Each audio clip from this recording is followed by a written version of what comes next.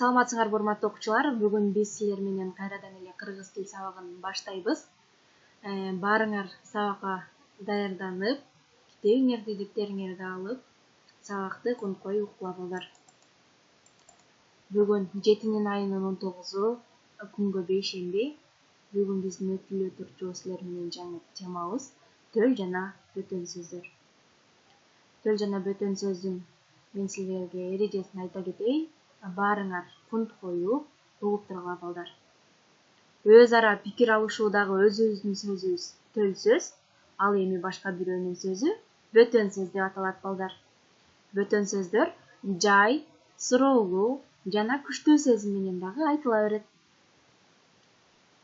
Жай сүйлөм маанисиндеги бөтөн сөз төл сөздөн мурда келсе, анда бөтөн сөздөн кийин үтүрлүү сызыкча коюлат да, бөтөн сөз тырмакчага алынат. Бөтөн сөз суроо же илептүү сүйлөм болсо, бөтөн сөздөн кийин суроо же илеп белгиси коюлуп, бөтөн сөз тырмакчага алынат. Ошондой эле бөтөн сөз төл сөздөн кийин келсе, өзүнүн мурун кош чекит коюлуп, биринчи сөзү баштамга менен тырмакчага алынып жазылат балдар. Мисалдарга көңүл бурайлы. Мен аз билем, көп билүүгө далаалат кылам деп акылмандар айтышкан. Бул жерде мен аз билем, көп билүүгө далаалат кылам деген сөз бөтөн сөз, ал эми деп акылмандар айтышкан деген бул төл сөз. Башкача айтканда бул өзүбүздүн сөзүбүз. Экинчи мисалга көңүл бурабыз. Элде мындай макал бар.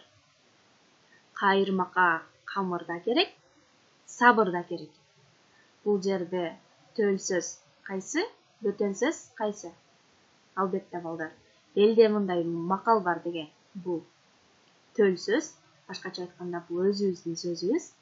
Ал эми кайырмакка камыр да керек, сабыр да керек деген бул бөтөн сөз. Теманы түшүндүңөр деп ойлойм балдар. Биз машыгуу үчүн көнүгүүлөрдү аткарабыз. 187 көнүгүү төл жана бөтөн сөздөрдү ажыраткыла, тыныш белгилеринин кандайча коюлгандыгын түшүндүргүлө. Бул жерде китепте 67 бетте силерге Толубай сынчы деген чакан текст берилген. Ошол текстти окуп чыгып, төл жана бөтөн сөздөрдү ажыратабыз, тыныш белгилеринин кандайча коюлгандыгын түшүндүрөбүз балдар. Андан кийинки 188 көнүгүүдө төл сөзгө карата бөтөн сөздү ойлоп таап, аны көп чекиттин ордуна жазгыла дейт. Бул жерде балдар силерге төл сөздөр берилген жана тыныш белгилери дагы коюлган. Ошол жерге биз бөтөн сөздөрдү ойлоп таап, көп чекиттердин ордун толуктайбыз.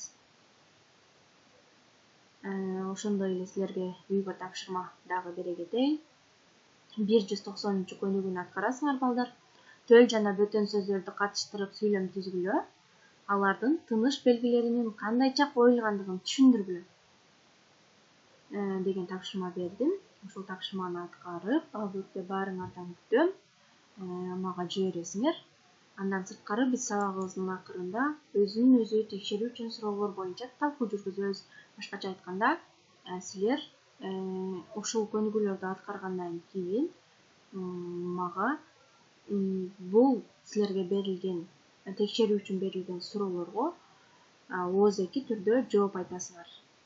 Алар кандай суроолор десеңер, сөз айкашы жана сүйлөмдүн айырмачылыктары эмнеде деген суроо. Сүйлөмдүн негизин кайсы мүчөлөр түзөт, эмне үчүн? Кийинки суроо, сүйлөмдүн жай, суроолуу, илептүү жана буйрук деп бөлүнүүнүн зарылдыгы эмнеде деген суроо.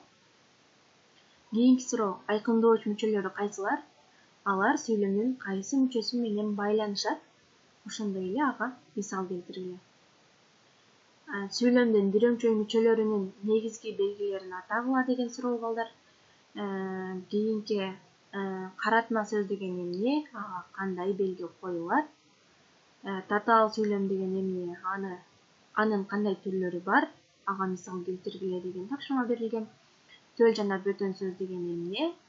Ага кандай тыныш белгилер коюлат? Мисал келтиргиле деген тапшырмалар суроолор берилген. Бул темалардын баардыгын силер буга чейин өткөнсүңөр. Аларды эстеп алуу үчүн, эсибизден чыгарбау үчүн берсерак кайталап, WhatsApp'та биз группада талкуу жүргүзөбүз. Сабактарга активдүү катышкыла балдар. Күнүңөр көңүлдүү улансын.